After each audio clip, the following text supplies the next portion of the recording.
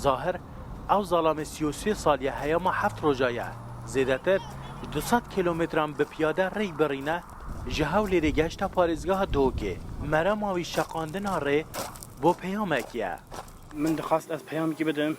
او هیز روجاوای کردستان ببینیک اجازه بدن پشمرگی روجاوا درباس به دست بدن دست برای خواهی یپکی دفاع خاک و کرامت و شرافت گل مل روجاوای کردستان بکه. دریکه دا نافبری به طاقت بو برف بنگه ساخلمی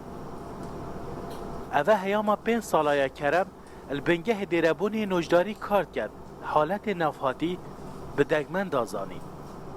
أنا بمروبك أبا حبت رجاب بياسك إتشت أبا قالك نباش السربيوي نوع الالتهاب ذهبت أو الالتهاب غير هوائي يعني انيروبيك انفكشن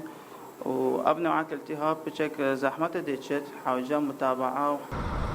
نافبری خلک روشهلات کردستان الباجر ارمیه جبال حکومت ایرانی و بری 2 سالان سر بلند که آلای کردستانه بریار سیداردان بودر چویه.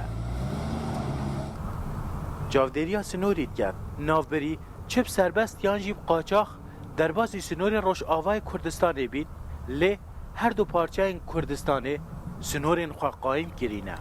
او 168 دم جمیرین ظاهری پیدخواه برینو گهشتی سرخالا سنوریا دنابرا باشور و روش آوای کردستانه دا پیام آوی اوه آوه دا خندقی چونکو ریک نهات دان ایدی ظاهر او پیامات وی آیت سینگی خود 7 روزات حوینتن روش آوای کردستان دا بلاف بکد. یوسف موسی رو داو سرخالا سنوریا دنابرا باشور و روش آوای کردستان